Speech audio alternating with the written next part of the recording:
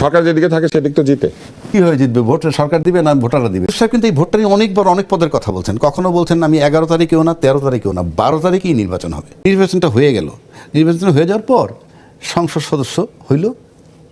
একই সময়ে কিন্তু অলিখিতভাবে আপনি গণভোট যেহেতু আনছেন, তাইলে এরা গণপরিষদের লোক হয়। হ্যাঁ, ন্যাচারালি। এখন গণপরিষদের লোক যদি হয় আর সংসদ নির্বাচন যদি হয়ে গেল, তাহলে ও কিভাবে নেবেন? প্যারালাল একই সাথে দুইটা, তা আমি গণপরিষদের সদস্য হিসাবে এবং সংসদ সদস্য হিসাবে? নিশ্চয়ই না। আমি জানি না, এই জটিলতাটা কিন্তু আসবে। যদি ধরে নিলাম সংসদ সদস্য হিসেবে নিল, তাহলে কেউ প্রধানমন্ত্রী হবে? হ্যাঁ, তা তো হবেই। প্রধানমন্ত্রী যদি হয়ে যান, সেই প্রধানমন্ত্রী চলবে কি হিসাবে? কোন সংবিধান দিয়ে চলবে? মানে সংবিধান চালু আছে, সেই সংবিধান চালু নাই তো। কেন আমি বলি, আমরা একাডেমিক, মানে এখানে লড়াই করতে আসিনি। তো কেউ যদি কোর্টে যায় গিয়ে বলে কোন সংবিধান চালু আছে, আমি সেটাই বলতেছি। ধরেন যে সংবিধানটা আছে আমরা বলতেছি, ওটাই তো ইনফ্যাক্ট 90 দিনের মধ্যে নির্বাচন করার কথা, সংসদ ভেঙে যাওয়ার। এই যুক্তি আপনি জায়গায় দিছি। আমরা আজকে একাডেমিক ডিসকাশন, মানে আমরা ডিবেট করে ফালাই দিতে চাই না। না হইলে সংবিধানের অনেক আইনকে লঙ্ঘন করা হয়েছে, আবার অনেক জায়গাতে সংবিধানের আইনকে ব্যবহার করা হয়েছে। সেটাই বলতেছি না, যেটা ব্যবহার হয় সেটা হলো কি, যে পার্টটা সচল সেটা তো আপনি করতেই পারেন, কিন্তু যে পার্টটা অচল, এই যে 90 দিন অচল তো তারা ইচ্ছাকৃতভাবে করে, অচল ছিল না। না যেই করে তো অচল করে না, অচল তো হয়ে গেছে। অচল যখন হয়ে গেছে, তখন আমার কাছে ব্যক্তিগতভাবে যেটা মনে হয়, এইটা একটা জটিলতা হবে। সুতরাং আমি মনে করি যদি যেই নির্বাচিত হোক, স্বীকারতা নাই, শপথ কে নেওয়া হবে, এটা আবার আইন উপদেষ্টা বলেছে, সেটা আবার সেটেল হচ্ছে এবং ওটা করা যায়, সেটা প্রধান নির্বাচন কমিশনার। অত কিছু বাঁচলে তো ওইটাও হবে না।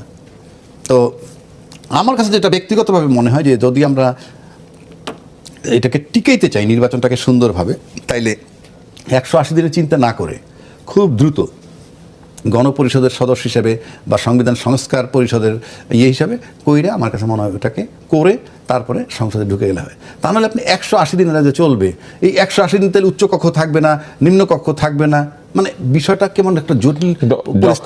যে অটোমেটিক এই সংবিধান চালু হয়ে যাবে বলা হয়েছে, তখন তো উচ্চ কক্ষ আসলে থাকছে না। অটোমেটিক কোন সংবিধানটা চালু হবে? আমার প্রশ্ন তো ওইখানে। ওই যে জুলাই সনদ, যেটা কি যুক্ত হয়ে যাবে আগের সংবিধানের সঙ্গে নিজে নিজে হেঁটে হেঁটে পাপা। না, জুলাই ঘোষণাপত্র, যেটা গণভোটটা যদি হ্যাঁ হয়ে যায়, তাহলে এটা তো হবেই। সরকার যে থাকে সে আমি তো এইভাবে বলতে পারি না রে ভাই।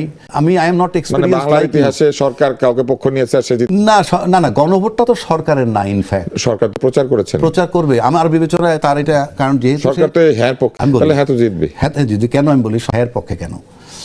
যেনই হোক, সরকার যেদিকে থাকে তো জিতে। কিভাবে জিতবে? ভোট সরকার না ভোটাররা দিবে?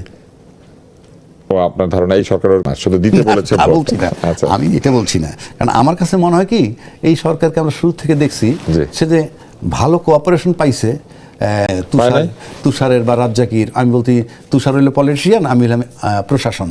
আমাদের দুইজনের সহযোগিতা উনি এই গত 17 মাস যাবত প্রপারলি পাইছে কিনা, উনি কি চাইছিল? আমার সন্দেহ। উনি কি চেয়েছেন? তা উনি চেয়েছেন কবে? আজকে নির্বাচনের দিন কিন্তু আমরা দেখছি প্রশাসন খুব ভালো কাজ করেছে, এবং প্রশাসন ভালো কাজ করেছে বলে বোধহয় নির্বাচনটাও, মানে ফলাফল যাই হোক নির্বাচনের, কিন্তু নির্বাচনে যেই 3 দিন আগে আমরা আলোচনা করছি, সকালে আপনার সাথে আমার আলোচনা হলো আরেক জায়গায়, 3 দিন আগে বলছি ভোট হবে তো, ভোট হবে তো। না, আমি কিন্তু ভোট হবে বলেছি না, ঠিক আছে, কিন্তু এই আশঙ্কাটা ছিল, এই প্রশ্ন তো করতো, কিন্তু সেখান থেকে আমরা উদ্ধার পাইছি। কিন্তু এই ভোটটা নিয়ে অনেকবার অনেক পদের কথা বলছেন। কখনো বলছেন আমি 11 তারিখেও না 13 তারিখেও না 12 তারিখেই নির্বাচন হবে, এবং এই 12তে যখন কনফার্ম হয়ে গেছে একেবারে নিশ্চিত, একটা সময় তো সেনাপ্রধান বলছিল কয়েকদিন আগে মিটিং কইরা যে খুব কঠিনভাবে আমরা এটারে নিয়ন্ত্রণ করব, এসব বলছে। তো আমার কাছে মনে হয় যখন চূড়ান্ত হয়েছে যে ইউনূস সাহেব চলে যাবে, যেহেতু ইউনূস সাহেব চলে যাবে, এবং এইটা আমি আরও একটু রিপিট, চলে যাবে কোথায় চলে যাবেন উনি সেটা পরের। ইউনূস সাহেব কিন্তু বলছিল একটা কি সর্বশ্রেষ্ঠ নির্বাচন উপহার দিবে। আমি কিন্তু টিভিতে বলছিলাম উনি সবচেয়ে নিকৃষ্ট নির্বাচন দিবেন, এটা আমি বলছিলাম। কেন বলছিলাম? প্রশাসনের করুণ দশা দেখে, অর্থাৎ প্রশাসনের সমন্বয় নাই, সেটা দেখে তার আলোকে আমি বলছি। কিন্তু আজকে আমার কাছে মনে হয় যে না, ইউনূস সাহেব দূরদর্শী, অর্থাৎ আমার কথা আমি ওনাকে চিনতে পারি নাই, আমি আমার কথা বলছি এই কারণে যে উনি কোন অ্যাঙ্গেলে কী হিসাব করে বলছেন। উনি জানতেন যে ওনাকে পছন্দ করে না, ওনাকে কোঅপারেট করে না, ওনাকে এই টিভি মাধ্যম, মানে উনি যে আইসের জন্য নির্বাচনটা ভালোভাবে করে দিলেন। না সেটা না, উনি চলে যাবে নিশ্চিত হওয়ার পর প্রশাসন কোঅপারেট করছে, হ্যাঁ, যে প্রশাসন কোঅপারেট করছে এবং সে কমফোর্টেবল, মানে নির্বাচনটাকে কমফোর্টেবল করছে। তা না হইলে এই প্রশাসন যে অবস্থায় আমরা আলোচনা করছি তাতে নির্বাচনটাকে এত স্মুথলি শেষ করতে পারলে বাকি 17 মাস তো আরও স্মুথলি হইতে পারতো।